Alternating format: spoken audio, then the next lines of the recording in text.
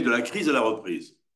Ce n'est pas un hasard, c'était aussi le thème du congrès que nous avons tenu à Paris au 8 décembre.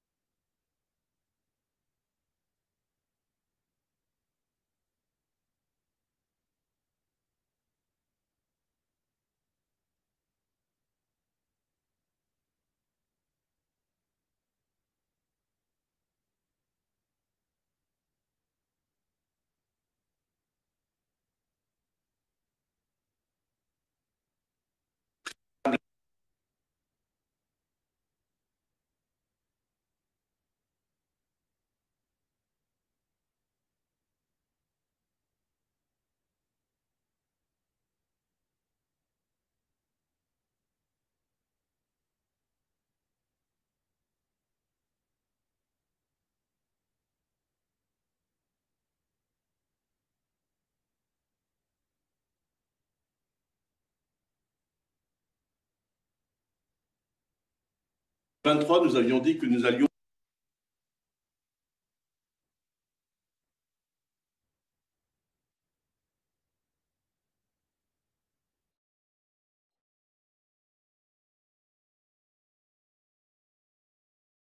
comme un semestre de stabilisation, où on voit que les volumes varient entre 780 et 770 000 et vont remonter jusqu'à 780 000 à la fin de l'année sur les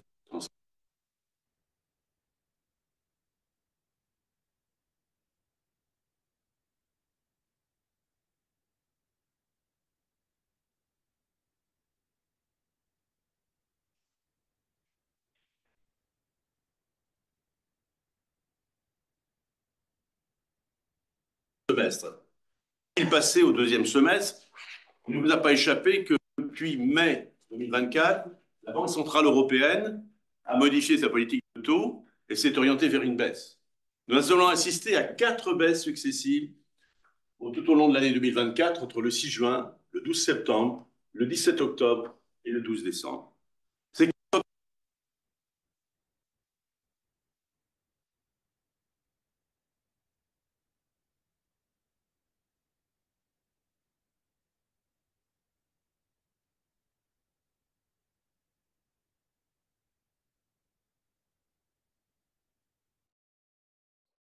des hauts et la baisse des prix qui a permis notamment d'atteindre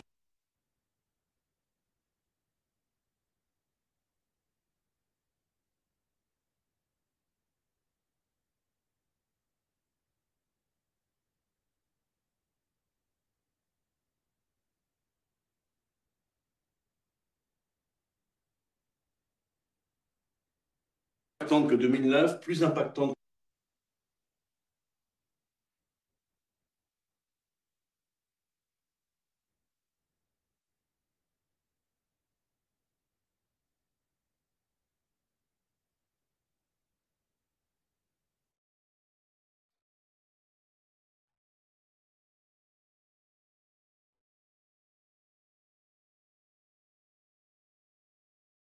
Caractéristique et la constante de ces situations. Où en sommes-nous par rapport aux crises précédentes? Vous avez ici affiché à l'écran notamment le taux de rotation du parc. Qu'est-ce que ça veut dire un taux de rotation? Et simplement, c'est le pourcentage de transactions réalisées par rapport au volume total de logements que compose ce parc.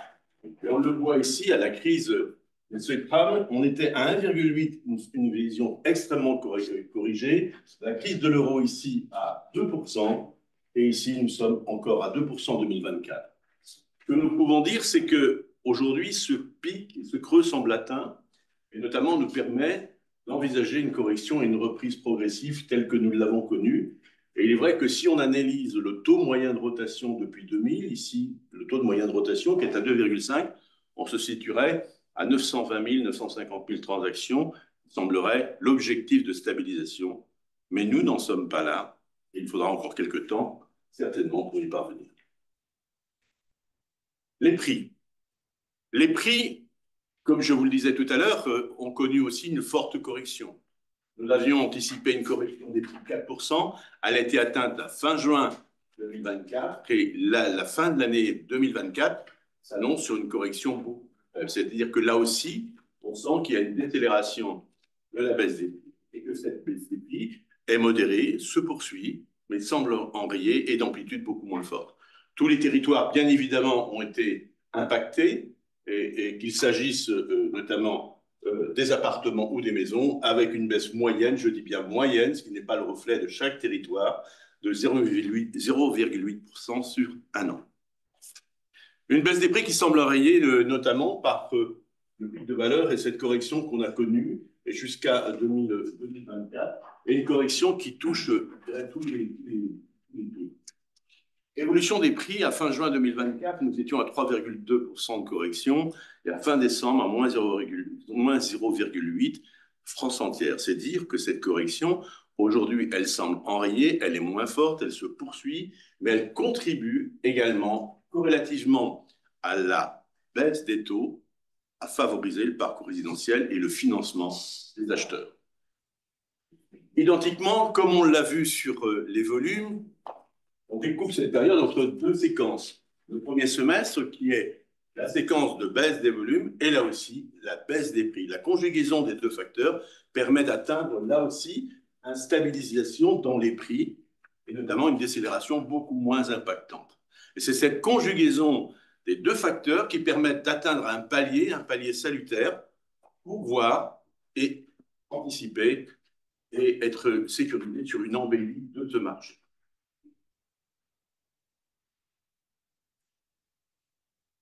Sur l'ensemble des prix, bien évidemment, vous avez souvent entendu dire que le parc immobilier était une mosaïque de territoires et une mosaïque de produits différents. Et les variations sont toutes différentes entre, bien évidemment, les grandes villes, le secteur rural et aussi les stations balnéaires ou les stations de ski, notamment, qui ont encore, les stations balnéaires qui ont encore soumis à une forte demande et parfois avec une évolution positive. Je pense à une ville comme Nice, qui, elle, a vu ses volumes baisser, mais n'a jamais vu ses prix baisser.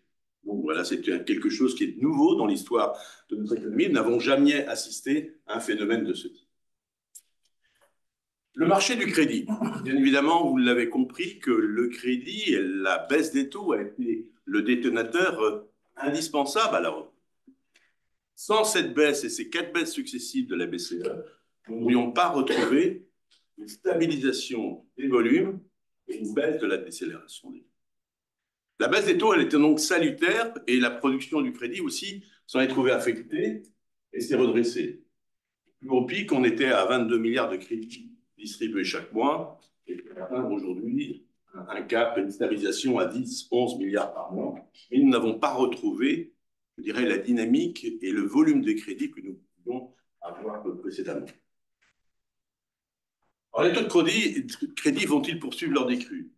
Il est vrai que quand on regarde, aujourd'hui, il y a un taux de 3,37%, on anticipe que nous pourrons être rapidement à un taux de 3% à la fin du premier semestre, mais tout cela dépendra de nombreux autres paramètres. C'est vrai que les baisses annoncées de la BCE devraient normalement conduire à ce que les Français achètent à des taux d'intérêt de plus en plus faibles, notamment à avoisiner les 3%. C'est ce que nous souhaitons.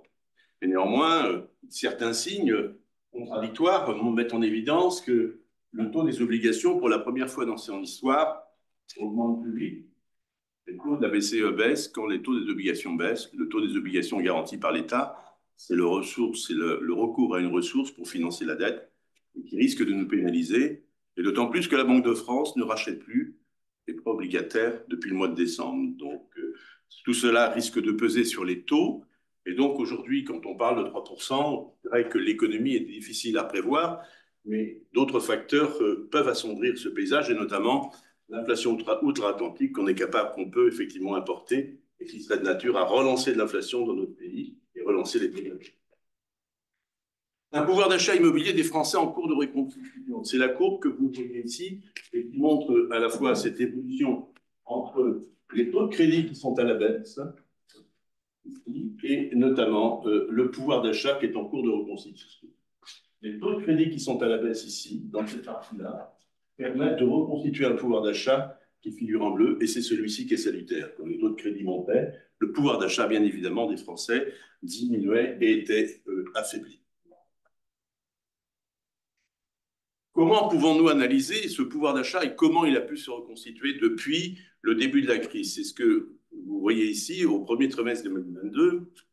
Depuis cette période, vous avez ici en noir le pouvoir d'achat des Français qui est dessiné. C'est une moyenne. Mais cette moyenne de pouvoir d'achat dépend de plusieurs composants. À la fois la hausse des revenus des ménages qui leur donne une capacité d'emprunt et de remboursement, à la fois un effet taux qui va dégrader leur pouvoir d'achat, et à la fois un effet prix qui peut compenser, l'effet prix c'est la baisse des prix, qui peut compenser la somme de tous ces paramètres destinés à exprimer la capacité de remboursement et le pouvoir d'achat immobilier des Français. Celui-ci est en cours de reconstitution, mais vous le voyez ici, l'effet taux qui a été un effet négatif sur le pouvoir d'achat a diminué celui-ci de 22%, l'effet revenu face à une période inflationniste qui a été forte et qui a permis aussi de reconstituer une partie des revenus des Français, et l'effet prix encore, qui est encore insuffisant, qui a été bénéfique, mais qui doit se poursuivre. Nous sommes toujours dans une variation négative du pouvoir d'achat de 4%, et je dis bien en euros constants sur des valeurs de biens immobiliers qui mériteraient aussi et qui auraient dû subir une indexation normale de 1 à 2% chaque année, qui est toujours en retard. Voilà pour le pouvoir d'achat. Les perspectives 2025, à quoi nous pouvons nous attendre, et notamment, quelles perspectives? Les facteurs favorables, tout d'abord. Oui, la baisse des taux va se poursuivre avec un atterrissage autour de 3%, c'est ce que je vous ai dit tout à l'heure, avec quand même une inconnue sur le contexte géopolitique et l'économie internationale. La baisse des prix est un facteur favorable je dirais, au soutien du pouvoir d'achat des ménages. Enfin, la poursuite de la baisse des prix, qui va encore continuer, au moins ce premier semestre, va être salutaire pour reconstituer ce pouvoir d'achat immobilier. Mais n'oublions pas qu'il peut y avoir aussi des facteurs défavorables à cette fois. L'instabilité politique.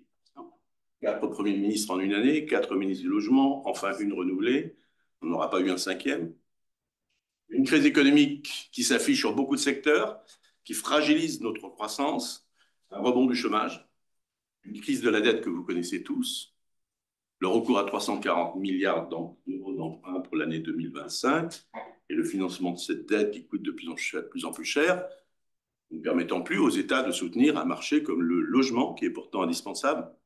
La chute de la production neuve qui nous inquiète, et qui est très inquiétante. Nous ne sommes plus au rendez-vous de la construction que nous devrions avoir pour soutenir notre croissance et notre croissance démographique à date. Enfin, la hausse des droits de mutation que nous avons entendu dans les perspectives politiques au moment de la préparation du budget, les droits de mutation sur les transactions à titre onéreux, notamment sera un très mauvais signal envoyé à l'ensemble des acheteurs français. Et enfin, la hausse de la taxe foncière, auquel recourent systématiquement toutes les collectivités en France pour se ressourcer, alors que c'est une mesure de nature à notamment atténuer et affaiblir le pouvoir d'achat des ménages français. Quand on est propriétaire, on paye une taxe foncière. Alors ces perspectives sont à la fois optimistes, mais c'est un optimisme mesuré. Optimisme mesuré parce qu'il y a des facteurs défavorables qui s'ajoutent et qui peuvent aussi contraindre ce marché. Oui, nous sommes dans une embellie du marché de l'existant, avec une reprise progressive, mais qui sera progressive.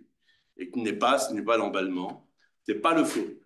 Alors, il est vrai que certains de mes confrères ont fait état d'une vision plus optimiste d'une reprise, avec une projection de transactions, citant 850 000 transactions, nous nous basons à 825 000, 830 000 transactions. Peut-on parler d'une véritable reprise quand nous venons d'un volume de transactions au 1er janvier 2024 à 860 000, si nous attirons à fin 2025 à 850 000? Oui, c'est une reprise positive, mais une reprise qui est encourageante. Alors ça ne veut pas dire que nos entreprises vont mal, et certainement pas. Dans ce marché, quand on analyse un volume de transactions, et nous connaîtrons la vérité de ce marché lorsque tous les actes seront connus après leur publication au mois de mars. Mais ce n'est pas parce qu'il y a une baisse des volumes que nos entreprises vont mal, parce que dans une crise a toujours des vertus curatives, de corriger des excès, de modifier les modèles, de les impacter. Et chez nous, il y a des entreprises performantes. Quand on analyse l'évolution uniquement du regard de l'entreprise, bien évidemment, on affiche des objectifs beaucoup plus réalistes et en progression, ce qui n'est pas le cas de l'ensemble de la France. Voilà, il faut avoir un regard macroéconomique sur l'évolution d'un marché et non un regard, je dirais, de l'intérieur qui ne permet pas de voir ce marché dans son évolution réelle. Vous m'avez entendu dire la crise de l'immobilier derrière nous. Oui, cette crise, notamment par un marché qui s'autosuffit, qui se permet de se réguler dans la formation du prix par une libre négociation. Un professionnel de l'immobilier est un régulateur de marché, c'est un négociateur, il sait dispenser, orienter, conseiller ses clients, mais ne vendre. C'est une crise du logement qui s'affiche et qui s'annonce. Il faut savoir faire la différence entre les deux. La crise de logement, c'est tout ce qui constitue le secteur du logement. D'abord, la production du neuf dont je vous ai parlé. Et aussi, je dirais, toutes ces composantes indispensables. Un marché du logement se veut être un marché d'équilibre, un marché de satisfaction pour toutes les couches sociales.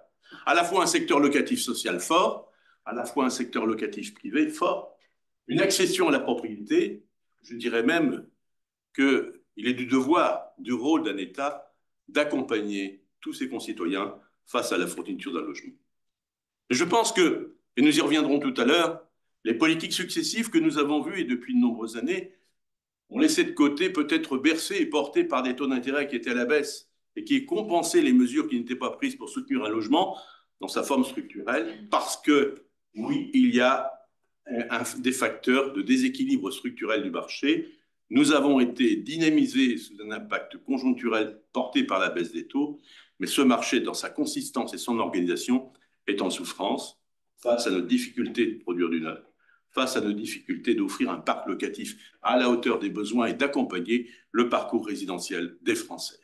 Le marché locatif, justement, urgence à réagir. Et vous le savez tous, vous l'avez fait, et je l'ai dit, 2023 a été difficile, 2024 a été compliqué, notamment pour les étudiants qui ont trouvé du mal à se loger. On ne peut pas se satisfaire en France que 18% de nos étudiants renoncent à leurs études parce qu'ils ne trouvent pas de logement. Mais 2025 sera pire. 2025 sera pire parce que nous n'avons pas eu cette vision de la restauration indispensable d'un parc locatif privé. En janvier 2023, je vous disais, il faut restaurer la confiance du bailleur. C'était le cri d'alarme que nous lancions. Ce secteur locatif est en danger et en grande difficulté. Alors pourquoi? Un parc locatif privé, 7,7 millions de logements, 5,3 millions de logements sociaux, 1,3 million de passoires thermiques, 13,3% de meublés. Les meublés, justement. Regardons, si nous ne sommes pas champions, mais là, nous sommes en deuxième place sur le podium d'avoir le plus grand nombre de unités en location de courte durée. Et ces locations de courte durée, nous ne comptabilisons pas encore l'effet des Jeux Olympiques, qui est un effet qui a boosté. Voilà, 88% d'évolution des nuitées dans les locations de courte durée sur 5 ans. C'est un record absolu. Dans les meublés de longue durée, que peut-on voir également? C'est que cette croissance et cette évolution est extrêmement forte et aussi inquiétante. C'est le signe qu'un parc locatif, je dirais, vide, apte à accompagner le parcours résidentiel de nos ménages, n'est plus au rendez-vous aujourd'hui et qu'il y a un échappatoire, un exitoire vers d'autres types de produits, notamment la location meublée. je dis souvent, et je suis de façon un peu provocante, c'est qu'un logement meublé, c'est un logement vide auquel on rajoute peut-être parfois les meubles de la grand-mère ou 1500 € de meubles Ikea. Est-ce que c'est une raison pour se satisfaire finalement d'un statut réglementaire différencié et avoir d'autres avantages? Non. Quand on voit la catastrophe, oui, j'appelle ça une catastrophe, entre ces dates, entre 2006 et 2021, Paris, le parc meublé passe de 14,29 à 28,5%. Et toutes les villes, si l'on prend Toulouse de 12 à 22,8, et je prends ici Nantes de 12,6 à 21, toutes les grandes villes sont impactées par ce phénomène. Et aujourd'hui, quand on recherche un logement, très souvent, on est locataire, on a plus d'offres de meublés que d'offres de logements vides. Alors c'est vrai que pour répondre à cette crise du locatif, on commence à revenir à une petite chanson que nous avons entendue, le retour de l'encadrement des loyers. Je voudrais vous faire part quand même, vous rappeler que l'encadrement des loyers n'est pas d'hier, date de la loi du 24 mars 2014, poussée par Cécile Duflot, alors ministre du Logement. Et cette première loi, notamment la loi Allure, l'application de l'encadrement des loyers, de faire l'objet notamment d'un rapport et d'analyse après une période d'expérimentation, notamment issue de la loi Elan, et que nous n'avons pas vu au moment de la promulgation de cette loi. La loi Elan avait dit on reporte l'expérimentation, et la loi 3DS reporte encore de 3 ans cette expérimentation. Nous appliquons l'encadrement des loyers dans des villes comme Lille, Paris et d'autres villes. Nous ne sommes pas capables d'avoir un bilan à date sur cette expérimentation sur l'encadrement des loyers. C'est insupportable, c'est inadmissible. Valérie Létard elle-même a dit oui, nous aurons un rapport à fin 2026 et là nous pourrons décider si nous poursuivons. En attendant, l'encadrement des loyers est un très mauvais signal envoyé à tous les propriétaires et à l'investissement en France. Alors pour ce faire, je vous rappelle quand même que la France, déjà, lors de la loi du 24 mars 2014, la loi Allure avait prévu de cibler les marchés, les zones tendues. Une zone tendue, c'est une zone où il y a un déficit de l'offre par rapport à la demande. Et toutes ces villes qui étaient classées de zones tendues bénéficient effectivement, sont soumises à un statut particulier. Les zones tendues représentent 48% du parc. La moitié de l'offre est principalement dans les grandes zones d'activité économique. Est-ce que l'on ne sait pas, je peux vous le dire et je le rappelle, je me suis même entretenu récemment avec des députés que je ne citerai pas le nom, qui méconnaissaient le dispositif d'encadrement des loyers, si on peut l'appeler ainsi. Il faut savoir que dans toutes ces villes tendues, un logement qui se libère, n'est pas soumis à la fixation libre du loyer par son propriétaire. Un logement qui se libère est soumis à un plafonnement de son augmentation qui est corrélé à la variation de l'IRL. Oui, les loyers sont déjà soumis à plafonnement et encadrement dans ce parti. On en fait une politique générale de vouloir encadrer les loyers sur la France entière, alors que ça ne concernerait que les nouveaux logements mis en place sur le marché de façon à renouveler une offre. Il faut d'abord stabiliser ce que nous avons. Et je crois que c'est ce qui est important et ne pas créer, je dirais, un nouvel épouvantail pour des investisseurs qui ont déjà déserté nos cabinets et aujourd'hui qui ne veulent pas investir dans l'immobilier locatif. L'encadrement des loyers, alors nous, on a essayé, on n'a pas fait d'études d'impact, mais on a mesuré notamment l'ensemble de ces évolutions de loyers sur 113 000 baux signés en 2024 et essayer de comprendre sur ces baux signés ce qui s'est passé. Est-ce que véritablement l'encadrement des loyers est à la hauteur, est la bonne solution? Est-ce que la limitation de l'augmentation soumise à l'IRL en cas de départ du locataire est de nature suffisante à sécuriser la formation du prix? Vous avez ici les communes qui sont encadrées en rouge et en jaune les communes non encadrées mais qui sont des zones tendues, soumises notamment à la limitation de l'augmentation du loyer et à la libération du locataire et qui ne peuvent s'appliquer que selon les variations de l'IRL. Et vous avez les communes ni encadrées ni tendues qui sont bleues. Ce que l'on constate, c'est qu'en rouge et jaune, bien évidemment, il y a une forme de corrélation et notamment une évolution similaire. Pour nous, la politique d'encadrement des loyers n'est pas une bonne politique et notamment qui risque d'avoir des effets contradictoires. Ça ne peut être la seule ressource des collectivités et d'autant que il nous est étonnant quand même que quand on prône l'encadrement des loyers, on ne fasse aucune différence entre un logement qui soit exemplaire énergétiquement, qui a connu sa mutation de rénovation énergétique, qui peut être classé B, qui peut être classé C, qui peut être classé D, il a le même traitement qu'une passoire thermique. Comment peut-on encourager des propriétaires à engager des travaux de rénovation énergétique quand ils n'ont pas notamment la possibilité d'avoir un loyer de référence supplémentaire? Voilà, donc il y a d'autres communes qui ont bénéficié de cette autorisation depuis peu. Elles sont Montpellier, Bordeaux, Pays Basque et Grenoble depuis 2024 et 2025. Patrice Vergrit l'avait autorisé l'an dernier en mois de septembre. Et aujourd'hui, le Pays Basque et la métropole grenobloise sont enclenchés, ont eu l'arrêté préfectoral pour engager cette stratégie. L'indécence énergétique, aussi un facteur, je dirais, qui n'est plus un facteur d'incitation, qui est un facteur de refoulement et, je dirais, de désertion de nos investisseurs, et surtout, même plus de désertion, c'est surtout une disposition qui les amène à accélérer l'attrition d'une offre locative et qui va se poursuivre. L'indécence énergétique au 1er janvier 2025, et vous savez, nous avons cessé, je n'ai cessé de rappeler qu'il fallait modifier cette loi climat-résilience. Non pas parce que nous nous inscrivons contre la rénovation énergétique, nous sommes des acteurs de la rénovation énergétique, mais le signal envoyé était un très mauvais signal.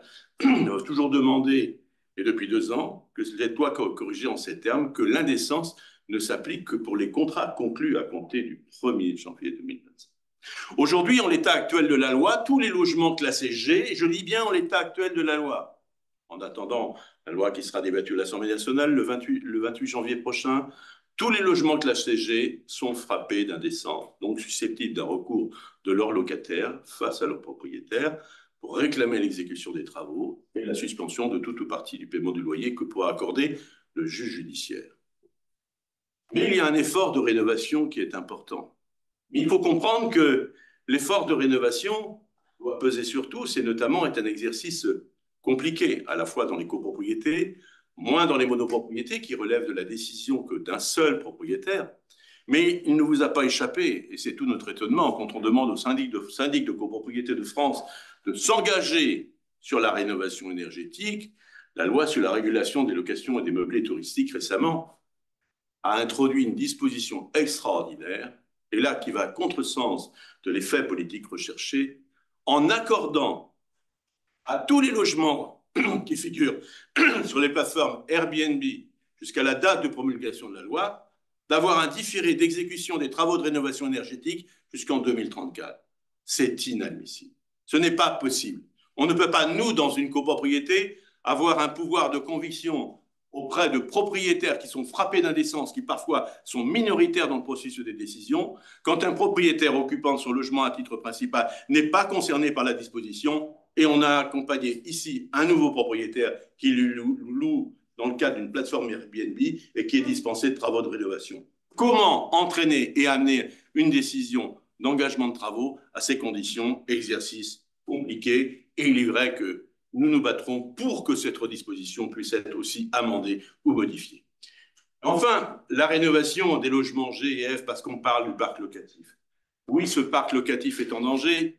Je peux vous dire qu'aujourd'hui, tous les administrateurs de biens en France sont obligés de donner un conseil à leurs propriétaires, de dire ce qu'il va se passer, et notamment aujourd'hui ce qu'il se passe, en quelle situation ils sont et ce à quoi nous sommes confrontés. Alors c'est vrai que beaucoup de députés nous disent il suffit de faire des travaux.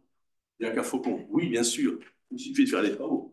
Mais même si le processus de décision est engagé, même si nous pouvons le faire, même si nous avons les moyens, même si nous avons MaPrimeRénov', il y a un gros problème.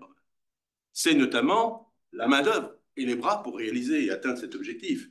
La loi climat-résilience du 23 août 2021 a une étude d'impact qui ignore complètement les conséquences de cette imposition de travaux.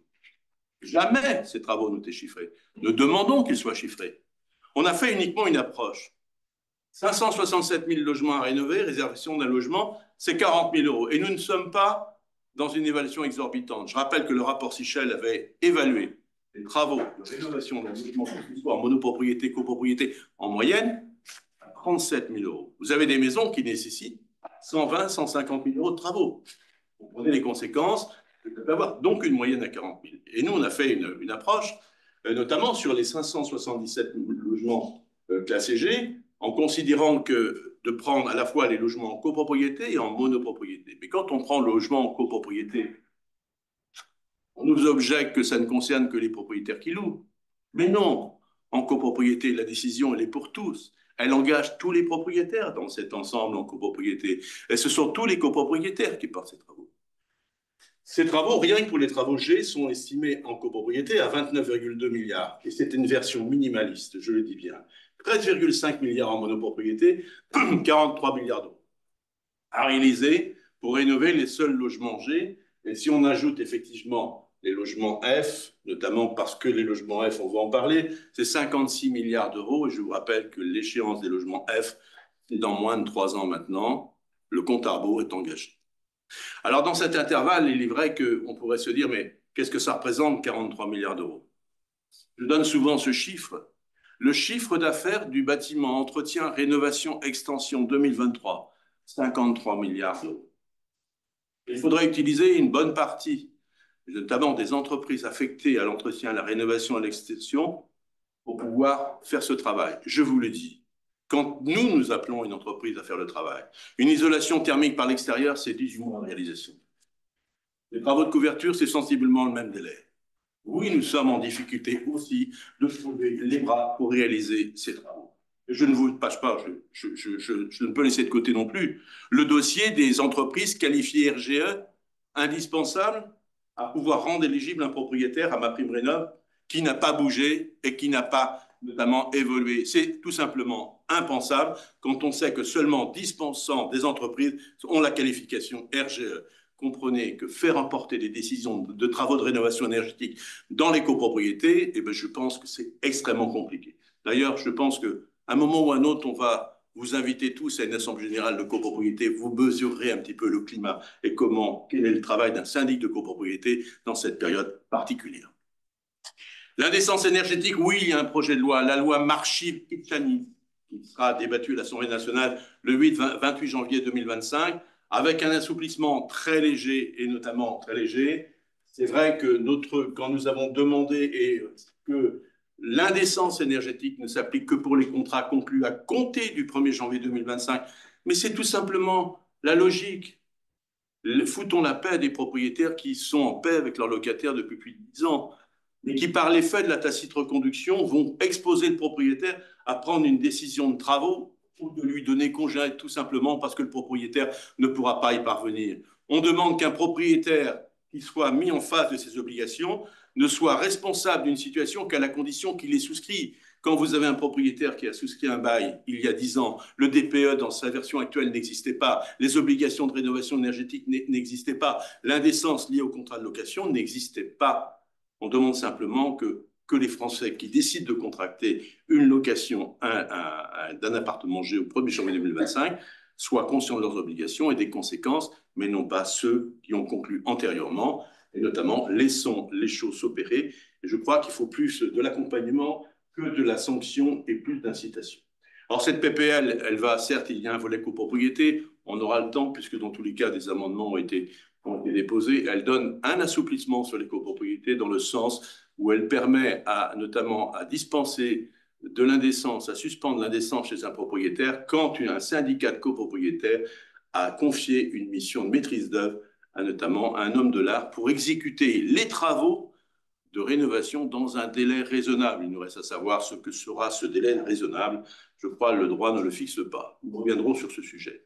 Toujours dans les éléments sur notamment les revenus locatifs et le parc locatif, l'évolution et l'augmentation régulière de la taxe foncière est insoutenable pour de nombreux propriétaires, même si c'est une taxe déductible notamment sur le rendement général. Et que dire aussi également, notamment, de l'impôt sur la fortune immobilière qui notamment s'applique sur tous les actifs immobiliers et aussi des revenus qui sont soumis au taux marginal d'impôt. Enfin, une autre chose, c'est que oui, on est aussi inquiet dans la déformation structurelle de ce marché par une explosion des logements vacants et de façon régulière. Ici, particulièrement, ces logements sont situés dans la diagonale du vide et non pas dans les grandes villes, parce que les propriétaires refuseraient de louer. Mais il y a aussi aujourd'hui des propriétaires qui ne peuvent plus louer, parce qu'ils ne peuvent plus rénover, parce qu'ils ne sont plus soutenus. Et c'est vrai que, notamment, quand on vous juxtaposerait les diagnostics, les DPE, FG, on a sensiblement le même. Ce sont des territoires anciens qui ont besoin de travaux, et cette rénovation énergétique va entraîner une attrition encore accélérée du parc locatif dans ces territoires face à des propriétaires qui ne peuvent pas supporter un coût de rénovation qui est identique que vous soyez dans la Creuse, dans le Cantal. Précisément, ce sont là où il y a le plus de G et de F. Et le coût de rénovation est le même dans ces secteurs que dans d'autres grandes villes, avec des prix parfois qui s'étalent de 1 à 10 en multiplicateur en échelle. Politique du logement. Quelle perspective et quelle reprise dans ce contexte si particulier? Oui, l'urgence est dans l'action et le temps de l'action est venu et je pense que il faut rapidement. Vous savez, depuis 2 ans précisément, les professionnels de l'immobilier, de la construction sont en attente de propositions adaptées pour relancer un secteur qui est en souffrance. Nous avons à maintes fois transmis des signaux d'alerte, des démarches, tous, d'Alliance pour le logement, nous sommes mobilisés à cet effet. On a attendu, après les accords de Marcoussis, le Conseil national de la refondation, le CNR, qui n'ont abouti sur rien. Nous avons relancé, refait des propositions, non accompagnées, 4 ministres du logement successifs. Rien n'a bougé. Alors, c'est vrai que hier, nous avons eu enfin un discours de politique générale de notre Premier ministre et qui a effleuré la question du logement. Effleuré la question du logement en disant, c'est vrai, il a rappelé que gouverner, c'est prévoir. Gouverner, c'est prévoir, et c'est prévoir ce qui va se passer, surtout d'agir. Dans le logement, j'en parlerai certainement, vous me posez des questions, mais nous ne sommes pas satisfaits de la déclaration, qui est plus une déclaration d'intention, de bonne intention. Les déclarations de bonnes intentions, nous les connaissons. Je suis professionnel de l'immobilier depuis de nombreuses années. Je n'ai jamais vu une campagne présidentielle qui s'exonérait de dire oui, nous allons avoir un véritable projet pour le logement, mieux loger les Français à moindre coût et faire qu'ils soient de moins en moins chers. Je n'ai jamais entendu de parole contraire à celle-ci. Et pour quel résultat? Il y a encore 7 ans, un candidat à la présidence de la République disait qu'il n'y aura plus de SDF dans les rues. Aujourd'hui, il y en a encore de plus en plus, et c'est un véritable fléau. Voilà, c'est une urgence, et l'urgence est dans l'action, et notamment pour avoir une politique efficace. Politique efficace parce qu'il y a d'autres facteurs. Aussi, quand on regarde d'autres éléments, on se rend compte que jamais l'achat de logements neufs et anciens n'était aussi faible dans notre pays. Nous sommes en train de nous fragiliser sur l'acquisition immobilière, et pourtant qui est un pendant à la fois de la dynamique et de l'accompagnement du parcours résidentiel sur le plan de location et sur le plan d'acquisition.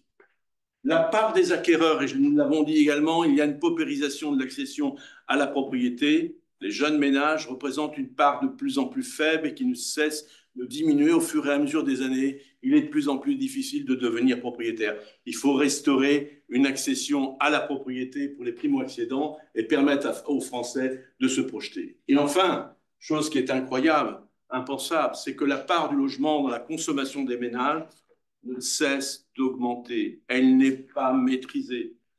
Je me souviens, moi, dans les premiers cours d'économie, la propension de consommer du logement des ménages français, hors éléments variables, était de 10%. Aujourd'hui, elle est de 26,5%. Et pourtant, une dépense contrainte auquel on ne peut pas faire autrement. Et c'est une dépense moyenne et qui fragilise beaucoup le plan social en France. Oui, le logement est devenu cher. Il faut avoir tout agir pour pouvoir le rendre plus accessible. Alors, c'est compliqué aujourd'hui dans un climat et dans une période que nous traversons de dire oui, il faut faire ceci, il faut faire cela, parce que nous n'avons pas les moyens de la politique que nous pourrions avoir. La FNM a toujours été responsable de ces déclarations et de ces propositions. Elle en a fait plusieurs et des propositions simples. Au moment où il y avait une évolution des taux, ils sont passés à 4%. Nous avons proposé qu'un dispositif de portabilité, de transférabilité, je vous rappelle nos propositions, soit mis en place. Aucun écho de la classe politique. Un député, Damien Adam, avait fait une proposition de loi. Malheureusement, ce dernier n'a pas été élu. Et nous maintenons cette proposition parce que nous ne sommes pas à l'abri des taux qui repartent à la hausse. Personne ne peut dire que cela n'arrivera pas. Nous ne reconnaîtrons pas les taux d'hier, mais nous sommes peut-être certains de reconnaître, de renouer avec des taux plus élevés que ceux que nous avons aujourd'hui. Alors oui, la portabilité, la transférabilité, c'est une proposition que nous maintiendrons et nous demandons à ce titre un échange et un dialogue et une réunion de travail entre le ministère et la Fédération des banques françaises. Oui, c'est un dossier qu'il faut porter sur la table. C'est une mesure salutaire, c'est une mesure populaire, c'est une mesure qui ne coûte rien à l'État français et qui ne devrait rien coûter aux banques pour avoir escompté le résultat sur une période de prêt. La vente en état futur des rénovations énergétiques, c'est un dispositif là aussi qui ne coûte rien. C'est purement du juridique. C'est une simple modification réglementaire. Et nous l'attendons également. J'ai eu un écho favorable, je vous le précise, de Valérie Létard. Dans la mesure où ce dispositif est optionnel, elle est souscrite et j'espère qu'elle nous accompagnera. Voilà un dispositif et une façon d'accélérer la vente en état futur de rénovation énergétique, permettant d'asseoir le financement des travaux de rénovation énergétique au moment de l'acquisition du bien ou de vendre l'appartement rénové une fois ces travaux réalisés par le bailleur. Investissez aujourd'hui et défiscalisez demain. Le Premier ministre a parlé hier, relancer l'investissement locatif. Enfin, oui, nous avons dit qu'il faut restaurer la confiance du bailleur, lui permettre d'investir. Au moment où il n'y a plus de Pinel, et là, je dirais l'erreur de cet État, de cette politique, c'est d'avoir désarmé une économie de la promotion neuve en supprimant un dispositif fiscal qui existait depuis 40 ans et ne rien prévoir en substitution. Il n'y aura rien dans le budget. Rien dans le budget. D'ailleurs, vous avez entendu comme moi le discours de François Bayrou hier soir n'a effleuré aucune des dispositions qui préfiguraient dans la présentation du budget initial. L'exonération des droits de succession sur 100 000 euros pour l'acquisition d'un appartement neuf, l'extension du prêt à taux zéro et un statut du bailleur privé. Il n'en a pas plus parlé.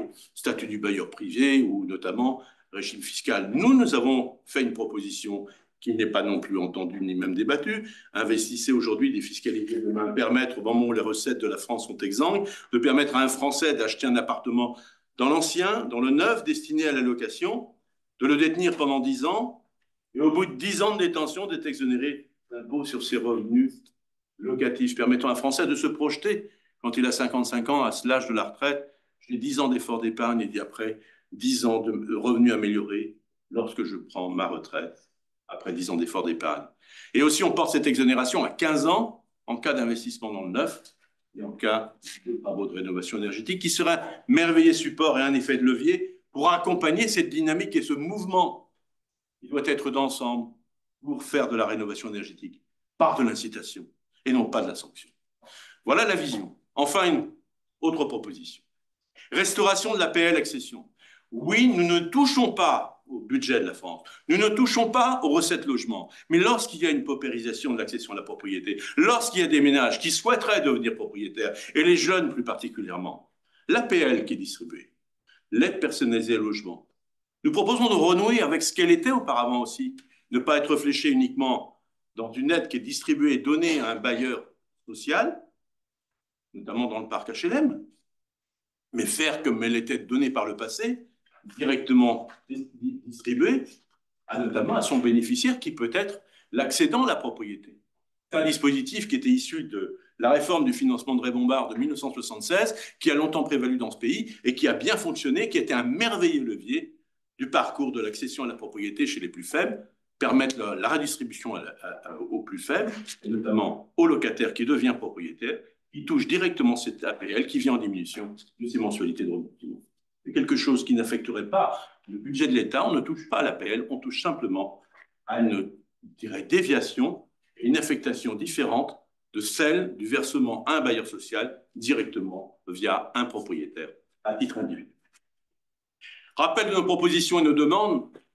Oui, nos propositions, nous les maintenons. Nous en avons d'autres. Des propositions, mais je voudrais aussi, nos demandes, c'est nous avons franchement l'impression d'avoir une politique du logement qui n'est pas au rendez-vous et même qui n'est pas suivie. Nous nous battons pour notamment avoir une profession aussi de mieux en mieux formée et je dirais que l'État non plus n'est pas au rendez-vous de ses objectifs. Rappelez-vous, je vous ai dit il y a quelque temps que nous avions fait un recours devant le Conseil d'État contre le gouvernement sur le fait qu'un décret n'était pas publié, le décret de la formation chez les professionnels. Nous n'avons jamais été contactés pour reprendre au moins une table de négociation. Nous sommes totalement dépendants d'une décision qui sera prise en simple exécution d'un décret de formation que nous réclamons, que nous attendons depuis 10 ans, et un décret de formation indispensable à élever le niveau d'intervention de nos professionnels. Nous sommes une profession responsable. Nous sommes contraints aujourd'hui d'aller devant le Conseil d'État pour avoir uniquement la publication d'un décret qui normalement requiert 6 mois, 1 an maximum. Ça va faire 11 ans que nous attendons ce décret et sa publication. Mais nos demandes aussi, c'est d'être entendus sur un plan politique. Et je l'ai dit au congrès de la Fédération au mois de décembre, je crois qu'il faut mieux écouter les corps intermédiaires. J'avais vu de l'espoir le moment du discours de Michel Barnier, qui avait dit qu'il fallait restaurer le dialogue avec les corps intermédiaires. Je vous donne un exemple flagrant puisque nous parlons de logement. Quand on parle de logement, à l'Assemblée nationale, il existe un groupe logement. Ce groupe logement a notamment, doit faire des auditions, entretiens, s'enrichir de connaissances, d'observations, d'analyses, portées par les corps intermédiaires que nous sommes, qui nous, au quotidien, sommes sur le terrain, connaissons et mesurons les évolutions de marché. Et ce groupe logement ne s'est pas réuni les 2 dernières années avant la dissolution de l'Assemblée nationale, présidée par la France insoumise, elle s'est réunie une fois. Là, aujourd'hui, ce groupe logement est constitué, nous espérons de tout cœur qu'il soit bien évidemment en phase opérationnelle et que nous puissions être entendus de nos analyses et de nos propositions. On ne peut pas nous ignorer à ce point, ce n'est pas entendable. Mais aussi nos demandes, c'est qu'enfin, il ne s'agit pas de faire de la politique de court terme, en fonction notamment de son arrivée et son maintien au pouvoir. Il faut faire de la politique de long terme. Et quand on parle logement, le logement, ça fait partie des grands objectifs d'une nation comme la France, de donner une feuille de route, un cap. Aujourd'hui, la politique du logement, c'est comme un bateau sans boussole qui traverse une tempête. On ne sait pas où aller. Et c'est au chef de l'État de donner sa vision, qu'il n'a jamais eue. Oui, la fédération ne peut plus se contenter des déclarations du style le logement, c'est de la surdépense collective pour de surdépense publique pour de l'inefficacité sur les collectivités. Ce n'est pas entendable. Ce n'est pas à la hauteur d'un chef de l'État. On ne peut pas non plus accepter qu'un ministre du logement, il faut désintoxiquer l'immobilier de la drogue fiscale. Ce n'est pas entendable non plus. La drogue fiscale est aussi bien chez les collectivités territoriales, dont elles augmentent la taxe foncière qui font des ponctions, que chez, effectivement, ce que peut délivrer l'État. Alors je crois qu'il y a aussi un cap, et il est important pour un État de se projeter dans sa vision. Il doit nous faire partager une projection à 20 ans ou à 30 ans. Le logement doit être au-dessus de l'idéologie, au-dessus du dogmatisme. C'est une notion technique.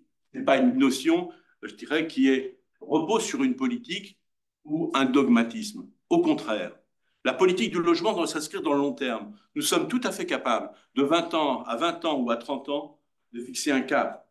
Où seront les logements de demain? Où ils doivent être orientés? Quelles sont les typologies de population? Les modes d'occupation?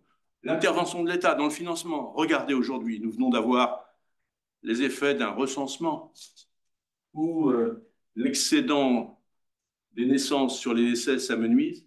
Il doit y avoir des baisses de population, une population qui vieillit et une population en croissance qui diminue. Il faut se projeter. Où seront les logements de demain? Quelle politique mettre en place? Quelle politique d'accompagnement? Et comment devons-nous faire face aux échéances? On ne peut plus se satisfaire de propositions court-termistes qui ne visent qu'à satisfaire la carrière du moment. Tout ça, c'est insupportable. Oui, la fédération appelle à d'autres propositions, un sursaut du monde politique. Et ce qui est d'autant plus grave, c'est que le constat, toute la classe politique le fait, les députés, tous les députés de tous bords sont conscients qu'il y a une crise de logement. Maintenant, du discours aux actes, et nous attendons bien évidemment une transformation. La déclaration de politique générale du Premier ministre hier a été une déclaration de bonne intention. Maintenant, nous disons place à l'action. Je vous remercie. C'est le jour de capital. J'ai une question sur l'évolution des prix. Vous avez dit qu'au premier semestre, il devrait continuer à baisser.